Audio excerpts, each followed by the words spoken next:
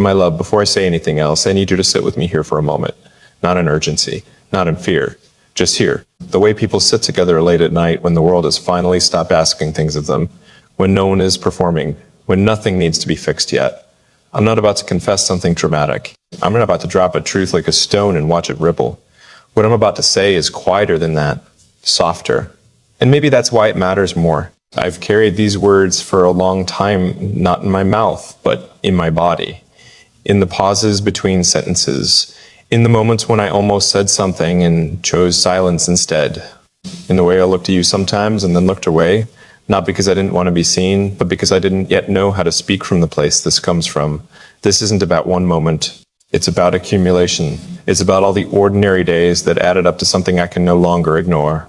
I used to believe that if something was important, it would arrive loudly, with urgency, with clarity that demanded to be spoken immediately. I believed truth announced itself, that love made noise, that what mattered would insist on being heard. That belief kept me waiting for a version of certainty that never came. What came instead was you slowly, quietly, without demanding anything from me. At first, I didn't recognize it as anything special. You were simply there, consistent, uncomplicated in the best way. You didn't arrive with answers or expectations. You didn't need me to be more than I was on any given day. You didn't push me forward or pull me closer. You let me be. And I didn't understand how rare that was until I realized how much of my life I had spent being managed by myself and by others. Managing how much I showed, managing how deeply I felt, managing how available I allowed myself to be. I was good at that. I had learned how to keep things balanced, how to stay steady, how to live in a way that looked complete from the outside. But completeness isn't the same as fullness. Fullness asks more of you. It asks you to stay when things stop being convenient. It asks you to feel without immediately translating feeling into explanation. It asks you to let something matter before you know what it will cost. I didn't know how to do that before. With you, I didn't have to learn all at once. It happened in increments, in the way you listened without interrupting when I spoke slowly, in the way you didn't rush to fill silence when I ran out of words, in the way you stayed present even when the conversation didn't go anywhere useful.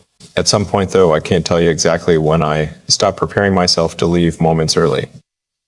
I stopped keeping one foot outside of whatever we were sharing. I stopped measuring how much time was enough. I didn't notice that shift as it was happening. I noticed it afterward when I realized I wasn't bracing anymore. That's when I knew something had changed. I want you to understand this clearly. I didn't fall into this feeling. I didn't lose control. I didn't wake up one day and suddenly decide that everything was different. This grew. It grew the way trust grows slowly, invisibly, through repetition rather than intensity. I trusted you before I named it. I trusted you with my unpolished thoughts, with my uncertainty, with the parts of myself that don't resolve neatly into conclusions. And you didn't try to organize them for me. You didn't turn my confusion into something palatable. You didn't hurry me toward clarity. You didn't tell me who I was supposed to be. You let me arrive at myself in my own time. Do you know how rare that is? Most people love us for what we offer them, for how we make them feel, for how easily we fit into their lives. Very few people love us in a way that leaves us intact. You did that, without announcement, without asking for credit. And somewhere in the middle of all that quiet consistency, I realized something that unsettled me at first. I was no longer holding back. Not because you asked me not to, because I didn't need to. I didn't feel watched. I didn't feel evaluated. I didn't feel like I had to perform insight or strength or certainty. I could simply be present. And presence, I've learned, is the most vulnerable thing a person can offer. I need you to hear this part carefully. This isn't about romance in the way people usually talk about it. This isn't about grand gestures or declarations meant to sweep you somewhere else. This isn't about promises I don't yet know how to keep. This is about truth. The truth is that my life feels more inhabitable with you in it. Not more exciting, not more dramatic, more inhabitable. I breathe differently. I move more slowly. I listen longer before responding. I don't rush to define things that are still forming. That's not coincidence. That's alignment. And alignment doesn't shout. It settles. I know I don't always say what I feel immediately. I know I tend to live inside things for a long time before I speak them out loud. That's not hesitation. It's respect. Respect for what's real enough to deserve careful handling. This deserves that, because what I feel isn't fragile. It's deliberate. I didn't choose you in a moment of emotional intensity. I chose you in the accumulation of ordinary days where nothing spectacular happened, but something essential remained. You remained, and so did I. That's what I need you to hear. I'm not here because I'm afraid of being alone. I'm not here because I need you to complete something that's missing in me. I'm not here because I want certainty or guarantees or protection from the future. I'm here because being with you doesn't require me to step away from myself. It asks me to show up as I am, fully. That's a rare invitation. And I'm accepting it, not impulsively, not blindly, but consciously. I don't know exactly what shape this will take yet. I won't pretend I have a map, but I know this. I'm no longer standing at the edge of this, evaluating whether it's safe enough to enter. I'm already here, present, attentive, choosing you not because it's easy, but because it's honest. And honesty, at this stage of life, matters more to me than anything else. This is what I needed to say. Not to rush us forward, but to make sure you know where I'm standing now, with you, fully. And that, my love, is not a small thing. My love, after saying what I said, I didn't expect anything to change immediately. I didn't expect relief. I didn't expect resolution. I didn't even expect you to respond in a particular way. What I felt instead was something quieter and heavier at the same time, responsibility. Not the kind that feels like pressure, the kind that comes when you finally stop speaking around the truth and start speaking from inside it. I realized how long I had lived with carefully arranged honesty. I wasn't dishonest with you, not once, but I chose which truths were allowed to surface and which ones stayed buried beneath calm explanations and reasonable silences. I told myself I was being thoughtful, mature, protective, and maybe I was. But I was also afraid of mishandling something that mattered. When something matters this much, you don't want to touch it clumsily.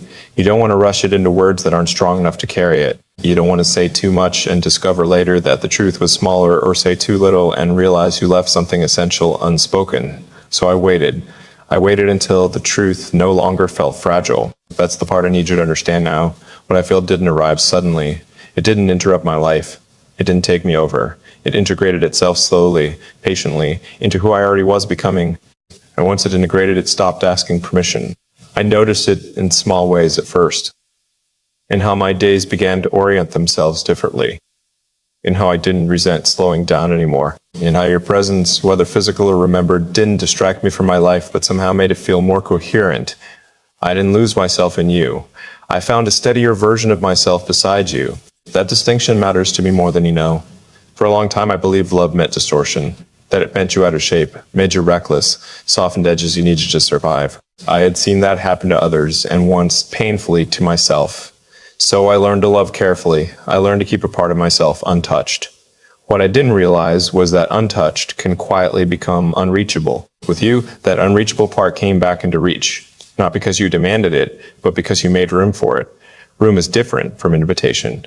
An invitation asks you to enter. Room allows you to arrive when you're ready. You never asked me to be more open. You never asked me to define us. You never asked me to promise anything before I understood it myself. That patience wasn't passive. It was powerful. And it made me feel something I hadn't felt in a long time. Trusted. Not trusted to perform. Not trusted to lead. Not trusted to be strong. Trusted to be honest, even when honesty took time. That kind of trust changes a person and made me want to live up to it. Not by becoming someone else, but by becoming more precise with myself. I started asking questions I had avoided before. Not dramatic questions, quiet ones. Why do I retreat when things grow undefined? Why do I feel the need to translate emotion into explanation? Why have I mistaken composure for depth? These weren't accusations. They were curiosities. And curiosity, I've learned, is the beginning of truth. The answers didn't arrive all at once. They arrived through observation, watching how I was with you compared to how I had been with others, watching how little effort it took to stay present, watching how rarely I felt the need to guard myself. I didn't feel brave with you. I felt safe enough to stop being strategic.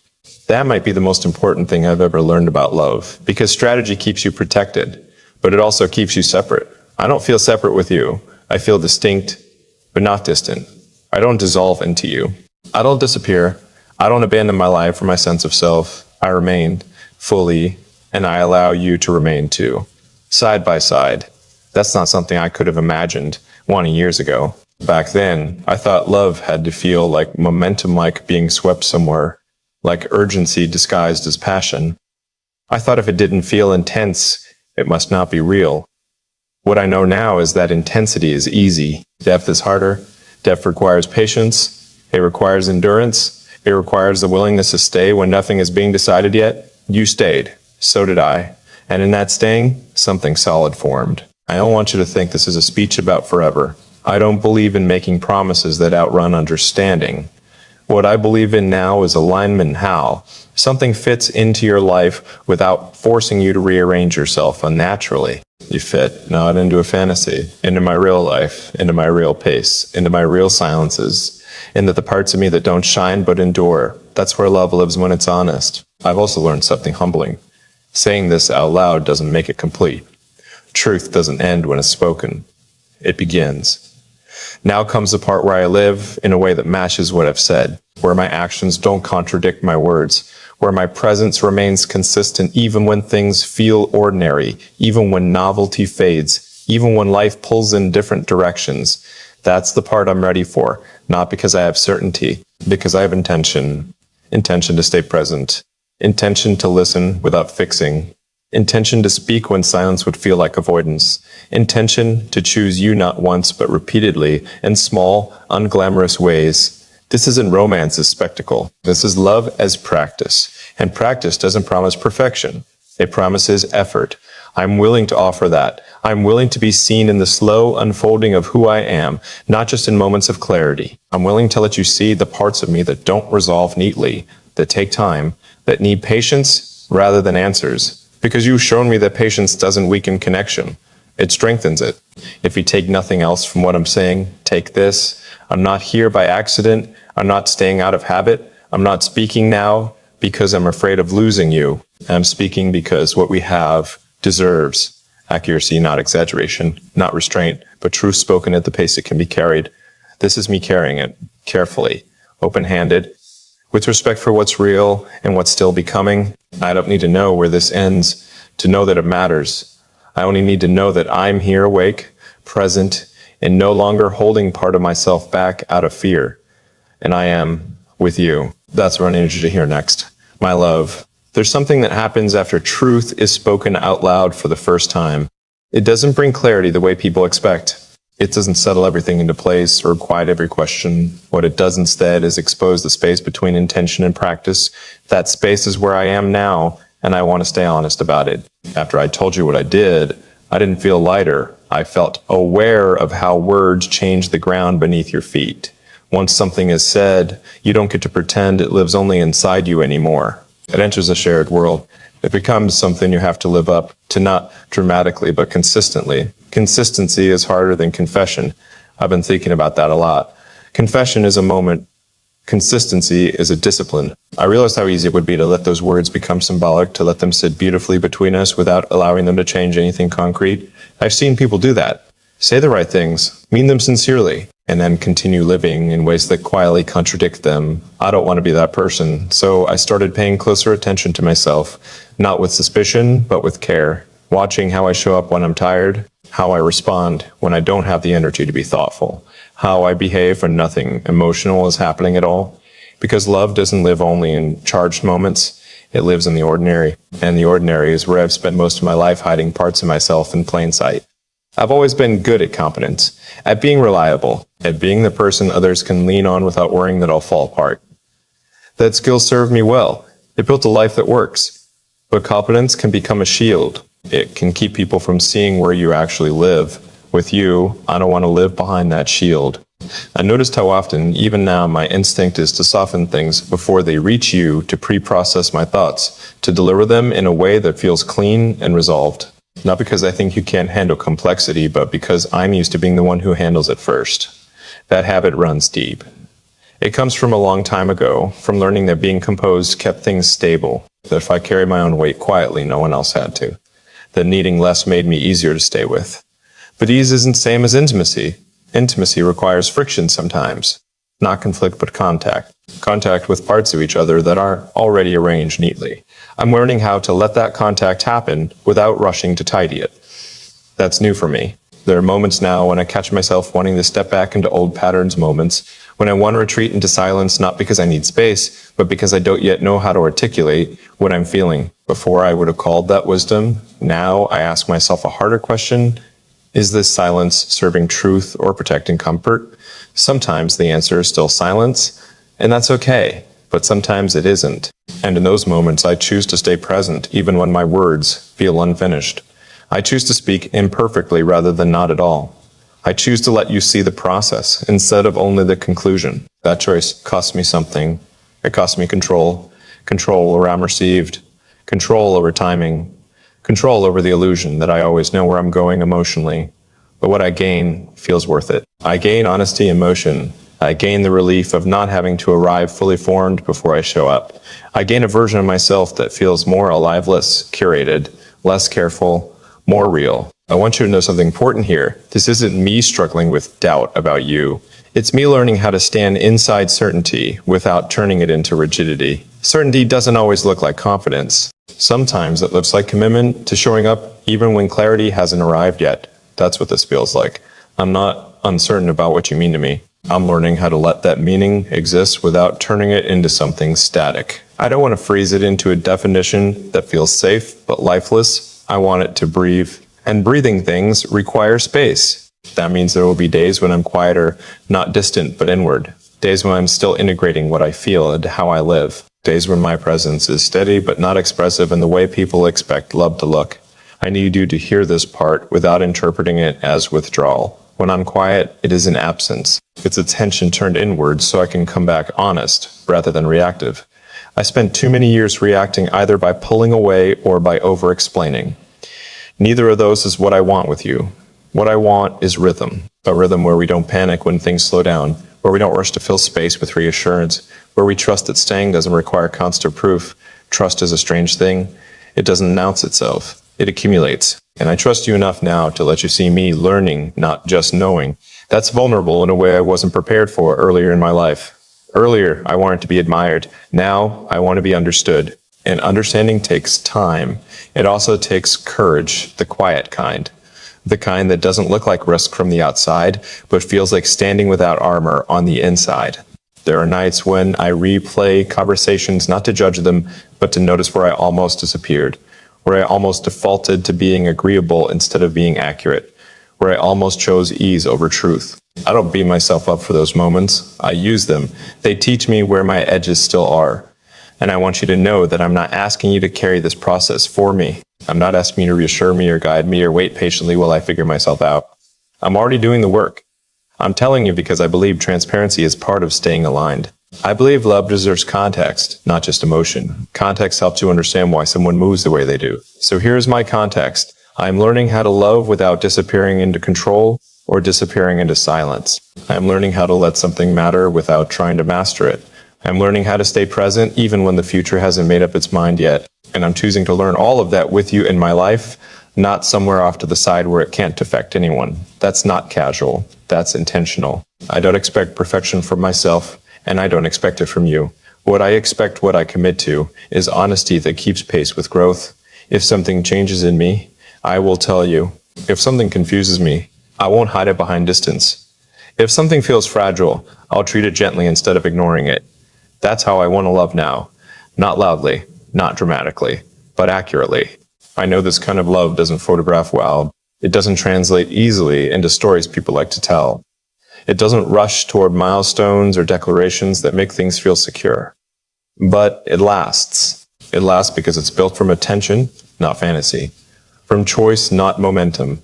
From the willingness to stay awake to each other even when nothing is happening that demands excitement. I want you to know that I'm awake here. Not just to you, but to myself. And that awareness makes me hopeful in a way I haven't been before. Not hopeful that everything will be easy, but hopeful that whatever comes, we'll meet it without hiding. That's the kind of love I'm choosing. Slow enough to be honest, strong enough to stay open, real enough to evolve. I'm not finished saying what I need to say to you, but I am finished holding back out of habit. This is me continuing the conversation, not with answers, but with presence. And if you're still here, listening the way you always do, without rushing me, without demanding resolution, then we're already doing the most important part right, together. There's a kind of fear that doesn't announce itself as fear. It disguises itself as composure, as patience, as I'm just being thoughtful. That was the fear I was living inside, not the fear of losing you. That would have been easier to admit. The fear was quieter than that. It was a fear of no longer having anywhere to retreat. Because once you stop holding something at a distance, you don't get to pretend it doesn't matter. You don't get to step back and reframe it later. You don't get the luxury of emotional neutrality. And neutrality had been my refuge for years. I didn't realize how much I relied on it until it started slipping away. What unsettled me wasn't intensity. It wasn't longing. It wasn't even attachment. It was how ordinary this began to feel, and how deeply that ordinariness reached into me. I caught myself thinking about you not in moments of absence, but in moments of routine. While standing in line, while folding laundry, while deciding whether to say something or let it pass. You weren't interrupting my life. You were integrated into it. That realization didn't throw me. It sobered me. Because integration means permanence has already begun, even if no one has named it yet. I noticed how my instincts were changing before my language did, how I stopped compartmentalizing, how I no longer placed us in a separate mental room marked handle carefully. Instead, you existed alongside everything else that mattered, not elevated, not minimized, just present, and presence has consequences. It meant I could no longer disappear into my strengths when things felt emotionally undefined. I couldn't hide behind being reasonable or composed or low maintenance. Those qualities still existed, but they no longer functioned as shields. They had become choices instead of reflexes. There were moments when I wanted to reach for old exits, silence as a buffer, humor as deflection, thoughtfulness as delay. I could feel those instincts surface, familiar, reliable, tempting. Something stopped me. Not discipline, alignment, the feeling that retreating would no longer be honest. I want you to understand this clearly. Nothing external forced this change. You didn't core me emotionally. You didn't pressure me into clarity. You didn't ask questions that demanded answers before I had them. You simply stayed exactly as you were. And that constancy removed my excuses. Because when someone remains steady without demanding reassurance, you eventually have to confront what you're doing, not what they're asking for. I began to see how much of my past restraint had been shaped by a desire to remain unaffected, to love without letting love reorganize me, to care without allowing care to touch the deeper architecture of my life. That works, for a while. But it's lonely in ways you don't notice until you stop doing it. I didn't feel lonely with you. I felt exposed to continuity. That's the best way I can describe it. The sense that tomorrow would not reset me. That whatever I felt today would carry forward instead of dissolving overnight. That I couldn't treat connection as something episodic anymore. And that scared me. Not because I doubted you, because I was confronting the version of myself that always kept something in reserve. Reserve had been my insurance policy, my emergency exit, my proof that I was still self-contained. With you, reserve started to feel like withholding. And I don't want to withhold from something real. That's when I understood the difference between caution and avoidance. Caution respects value. Avoidance avoids consequence. I had crossed that line before without noticing. I wasn't willing to do it again, so I began making smaller, quieter choices, the kind no one applauds and no one notices unless they're paying close attention. I stayed in conversations that didn't resolve cleanly. I resisted summarizing my feelings into something easier to digest. I allowed moments to remain unfinished without rushing to make them safe. Those choices weren't dramatic. They were deliberate, and they required more courage than any grand declaration ever could, because they removed the illusion of control. I want to say something important here, and I want it to land properly. I did move closer to you because I needed more. I moved closer because I stopped needing less. Less distance, less insulation, less protection from emotional consequence. That shift changed everything. I began to experience time differently, not as something to manage or optimize, but as something to inhabit. Days didn't feel like placeholders anymore. They felt cumulative, and you were part of that accumulation, not as an idea, not as an anticipation, but as presence. There's a maturity in realizing that love doesn't always arrive as urgency. Sometimes it arrives as coherence. The feeling that your inner life and your outer behavior are finally aligned. That's what this feels like. Aligned. I'm not confused. I'm not drifting. I'm not undecided. I'm here. And being here means I no longer pretend that my silence is always wisdom or that my restraint is always care. Sometimes it's just fear that learned how to sound responsible. I'm done letting fear narrate this, not by overpowering it, by outgrowing it. This part of the story isn't about momentum. It isn't about escalation. It isn't about certainty. It's about integrity, about living in a way that matches what I now know to be true. That connection doesn't weaken me. That staying doesn't trap me. And that allowing someone into the daily fabric of my life doesn't erase who I am. It clarifies me. And clarity, once reached, doesn't shout. It settles. That's where I am now. Not standing at the edge, not halfway in, fully present, not because I promised anything aloud, but because I stopped reserving myself internally. This is the point where I no longer ask whether something matters. I act as though it does, and that, my love, is not a small shift. There was a stretch of time when I thought the hardest part was recognizing what mattered. I was wrong. Recognition is uncomfortable, yes, but it's brief. What follows is heavier. What follows is the slow reckoning with how much of your life has been built to avoid the very thing you now see clearly. That's where I am, not at the edge of feeling, not in uncertainty about intention, but in the quiet aftermath of knowing that I can't unsee this anymore. Once you allow something to occupy real space inside you, everything else rearranges itself around that fact. Not dramatically, not publicly. It happens the way furniture gets shifted in a dark room carefully, by touch, without announcing the change until daylight makes it obvious. I didn't announce anything. I adjusted. I started noticing how often I had used efficiency as an excuse to disengage, how quickly I moved past moments that asked for nothing more than presence, how often I treated emotional stillness as something to be optimized away. That wasn't wisdom. It was impatience disguised as discipline. The truth is, I didn't know how to stay inside something that didn't offer immediate feedback. I was comfortable with outcomes, decisions, conclusions. I trusted those. What I didn't trust was duration, the idea of remaining in a space without knowing when it would resolve itself. You exist comfortably inside duration. You, being near someone who doesn't rush the unfolding of things, forces you to confront your own habits. You can't hide behind speed. You can't rely on momentum. You either learn how to sit with yourself or you retreat. For a while, I hovered between those two options. Not outwardly, internally. I could feel old reflexes activate. Explain less, withdraw politely, keep the connection well-mannered and incomplete. That pattern had served me before. It kept me safe from disappointment and safe from overexposure, but it also kept everything slightly unreal. I didn't want unreal anymore. Not after realizing how grounded things felt when I stopped filtering my responses, where I let conversations remain unresolved without turning them into summaries, when I didn't rush to reassure myself that nothing too significant was happening. Something significant was happening. And I needed to live in a way that acknowledged it. That didn't mean intensity. It didn't mean declarations. It meant responsibility. Responsibility for how I show up when things are quiet. Responsibility for what I choose not to avoid anymore. Responsibility for allowing another person's presence to influence my decisions, not as authority, but as reality. Reality has weight. I had avoided that weight for a long time, convincing myself that lightness was freedom. I kept my life movable, adaptable, easy to reorganize. I told myself that flexibility was strength. It is, until it becomes a way to avoid commitment to depth. Depth demands endurance. Endurance isn't glamorous. It doesn't reward you immediately. They ask you to stay when nothing is improving or deteriorating, just existing. That's where most people leave. I used to. What changed wasn't my tolerance for discomfort. It was my respect for continuity. I began to see how much meaning lives in repetition, not repetitive language, not routine gestures, but the act of returning. Returning to the same conversation, the same emotional landscape, the same unresolved questions without irritation. Returning without resentment.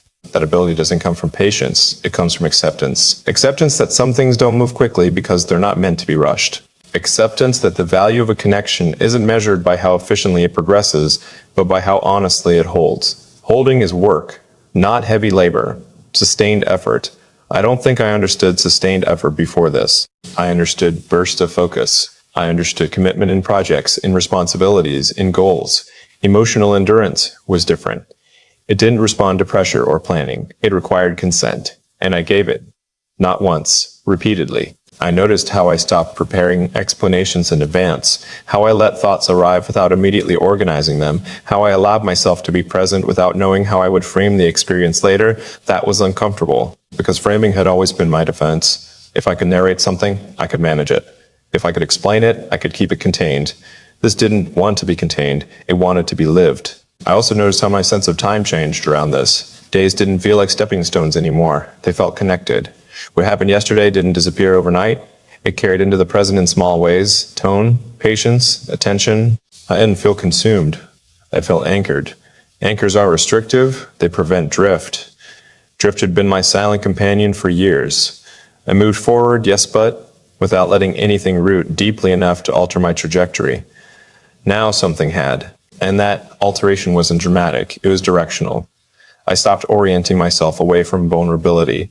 I stopped assuming that maintaining distance was neutral. I stopped equating calm with disengagement. Calm can exist inside closeness. That realization changed how I related to silence. Silence stopped feeling like something to manage. It became something to respect. I didn't rush to fill it. I didn't interpret it as absence. I allowed it to exist as part of the conversation. That changed the quality of everything, because conversations stopped being transactions and started being spaces. Spaces where neither of us had to arrive with something prepared, where presence itself was enough. I didn't know how rare that was until I felt it consistently.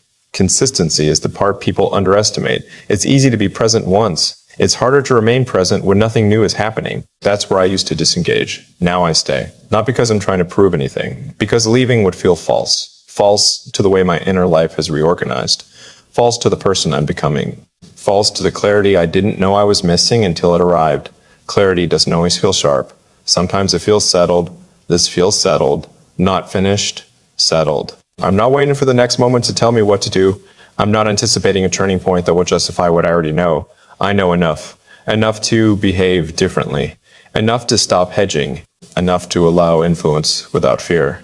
Influence doesn't mean loss of self. It means participation. Participation requires vulnerability. Not the emotional kind people talk about constantly, but the practical kind. The kind where you allow your choices to be shaped by something real instead of theoretical.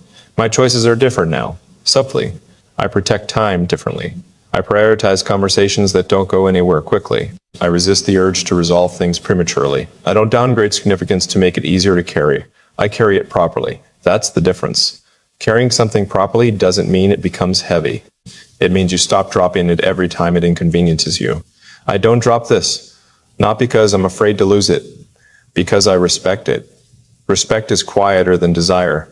It lasts longer. I used to think respect followed certainty. Now I know certainty often follows respect. Respect for timing, respect for process, respect for the way real things grow slowly, and resist simplification. This has resisted simplification. I'm grateful for that. If it had been easy to define, I would have defined it too soon. If it had demanded resolution, I would have rushed toward one. Instead, it asked for steadiness. I gave it, and giving steadiness changed me more than any emotional revelation ever could. I don't feel dramatic about this. I feel aligned. Alignment is calm. It doesn't need reinforcement. It doesn't look for validation. It just holds. That's where the story is now. Not at an ending, not at a climax. At a point where retreat no longer makes sense, and staying doesn't require justification. I'm not moving forward blindly. I'm standing where I am deliberately. And that decision, quiet, uncelebrated, sustained, is the most honest one I've made in a long time. This is not momentum. This is presence that chose not to leave. And that choice, once made at this level, doesn't repeat itself in words. It repeats itself in how you live. Something else happened once staying became natural instead of deliberate. I stopped narrating myself internally. For years, I lived with a running commentary in my head explaining why I felt what I felt, justifying why I didn't move faster, reassuring myself that restraint was still the correct choice. Even when no one else could hear it, I was constantly explaining myself to an invisible audience. That voice went quiet. Not suddenly, not completely, but enough that I noticed the absence. Without that narration, moments stopped feeling like material for later reflection. They became experiences instead of evidence. I wasn't collecting them to analyze or store or reference. I was simply inside them. That was unfamiliar territory. I had always believed awareness required distance, that to understand something, you had to step back from it. But stepping back had slowly become my default position, even when understanding no longer required it. Now I understood something else. Distance is useful for insight, but presence is what gives insight weight. Weight is what makes things real. I began to feel that weight in unexpected places, not during conversations that mattered on paper, but during small, almost forgettable moments. A pause before responding. A shared silence that didn't feel empty. The decision to stay engaged even when the exchange didn't offer clarity or comfort. Those moments accumulated, and accumulation changes you. It changes how you recognize yourself. I noticed I wasn't checking in with fear anymore, not asking whether something was safe enough, manageable enough, reversible enough. I was checking in with truth instead, asking whether my response matched what I actually felt rather than what I thought was appropriate. That shift removed a layer of friction I didn't know I was carrying. Friction makes you tired without knowing why. I'd been tired for a long time, not physically, existentially. The fatigue of constant self-monitoring, of staying slightly outside your own life so you can intervene if things go wrong, of keeping emotional exits unlocked at all times. I stopped unlocking them, and nothing collapsed. That surprised me. In fact, things became steadier, more predictable in the ways that matter. I knew how I would respond, not because I planned it, but because my reactions were no longer filters due fear. Fear hadn't vanished. It had just stopped leading. Leadership changed. That's the part no one talks about. It's not about eliminating fear. It's about deciding who gets to make decisions when fear shows up. For a long time, fear had been persuasive. It sounded reasonable. It wore the language of maturity and caution. It convinced me that hesitation was wisdom and that delay was discernment. Now, when fear spoke, it sounded outdated. Not wrong, just unnecessary. I didn't argue with it. I simply didn't obey. That choice changed the way I experienced connection. I didn't brace for loss in advance. I didn't downplay significance to make it survivable. I didn't pretend indifference where care existed. I allowed care to be visible, not performative, visible to myself first. That visibility brought a new kind of accountability. When you stop hiding from your own feelings, you can't act against them without noticing the fracture it creates. I didn't want that fracture anymore, so I behaved differently. I chose honesty over efficiency. I chose presence over polish. I chose staying over managing. Managing had always given me a sense of control. Staying gave me something else. Coherence. Coherence between what I valued and how I lived. That coherence had been missing for longer than I wanted to admit. I had told myself that life was about balance, keeping things evenly weighted, not letting any one area tilt too far. But balance, when misunderstood, becomes avoidance of gravity. It becomes an attempt to live without being pulled toward anything strongly enough to change direction. Direction is not the enemy. Stagnation is. I wasn't stagnant before. I was productive, capable, outwardly steady.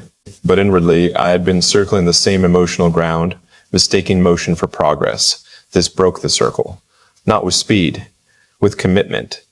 Commitment not to outcome, but to engagement. Engagement requires something specific. Tolerance for ambiguity without detachment. That had always been my weak point. Ambiguity made me restless. It made me want to resolve, define, move on. Now, ambiguity felt different. It felt like space rather than threat, like room to respond instead of pressure to decide. I stopped asking myself what this was becoming. I asked myself whether I was being honest and how I showed up. That question was enough. It guided my behavior, without demanding answers I didn't yet have. I noticed how my sense of urgency changed. I didn't feel behind anymore. I didn't feel like time was closing in.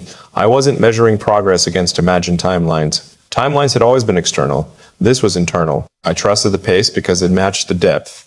Depth moves slowly. Anything faster risks being hollow. I saw that clearly now.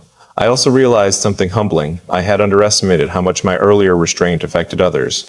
I thought I was being self-contained, not burdensome, easy to be with. But ease achieved through withholding creates distance, even when it's polite. I had been polite. I wanted to be present. Presence isn't always comfortable. It doesn't smooth everything out. Sometimes it brings friction, pauses, unfinished conversations. I didn't avoid those anymore. I stayed with them. That staying didn't create chaos. It created trust. Trust that I wasn't going to disappear when things slowed down. Trust that I wouldn't retreat into abstraction when emotion entered the space. Trust that I could remain engaged without needing to dominate or withdraw. That trust didn't need to be declared. It was felt. And feeling it changed how I related to myself. I stopped asking whether I was too much or not enough. Those questions had quietly governed my behavior for years. They were disguised as self-awareness, but they were really negotiations with fear. I stopped negotiating. I let myself exist at full volume, not loud, not dramatic, but complete. Completeness doesn't announce itself. It settles into your posture, your tone, your decisions. I noticed it in how I moved through my days. I didn't rush transitions. I didn't multitask emotional moments. I allowed conversations to have edges instead of smoothing them immediately. Edges are important. They tell you where something begins and ends. For a long time, I blurred edges to avoid confrontation with myself more than anyone else. Now, I respected them. Respect changed how I listened. I didn't listen to respond. I listened to understand where something actually landed. I didn't interrupt myself internally either. I let thoughts finish forming before acting on them. That patience wasn't forced. It emerged naturally once I stopped trying to control outcomes. Control had been my safety net. I folded it up. Not because I wanted risk, because I wanted reality. Reality doesn't respond to control. It responds to participation. I'm participating now, fully, without waiting for guarantees. That doesn't mean I'm reckless. It means I'm honest about what I'm willing to carry. And I can carry this, not effortlessly, willingly. Willingness changes everything. When you're willing, effort doesn't feel like sacrifice. It feels like alignment. You always know what you're doing because it matches what you value. I value depth. I value continuity. I value presence without performance. So that's how I live now. This part of the story isn't about expansion. It's about consolidation. About letting something take its rightful place instead of hovering around it cautiously. I'm no longer hovering, I'm grounded. Grounded doesn't mean immobile. It means intentional. From here, movement happens differently. Not as escape. Not as acceleration. But as extension of what's already solid. I don't know where this leads. And I don't need to. What I know is how I'm standing now. Not guarded, not withdrawn, not tentative, present in a way that doesn't require constant explanation. That presence is not fragile, it's practiced. And practice, repeated over time, becomes character. This has become part of my character now. Not because I decided it should be, because I lived into it long enough that it reshaped me. That's where part 6 ends, not with certainty, with embodiment, with a man who no longer lives adjacent to his own life, but inside, accepting that real things don't ask for permission to matter, and that staying, once chosen at this level, is no longer an effort, simply how you move forward. I didn't arrive at this ending by deciding anything. I arrived here by staying long enough for pretending to stop working. At some point, I realized I wasn't holding my breath anymore. I wasn't bracing for the moment when I need to pull back, explain less, care carefully. I was just living inside my days, inside my choices, without negotiating with myself every step of the way. That's how I knew something real had settled. Not because it felt intense, because it felt steady. I stopped asking what this meant and started noticing how it changed me. How I listened without preparing an exit. How I stayed present even when nothing was being resolved. How I let silence exist without translating it into distance. I didn't lose myself here. I recognized myself. The version that doesn't need armor. The version that doesn't confuse restraint with wisdom. The version that understands that closeness isn't a trap, it's a responsibility you choose when you're finally ready to live honestly.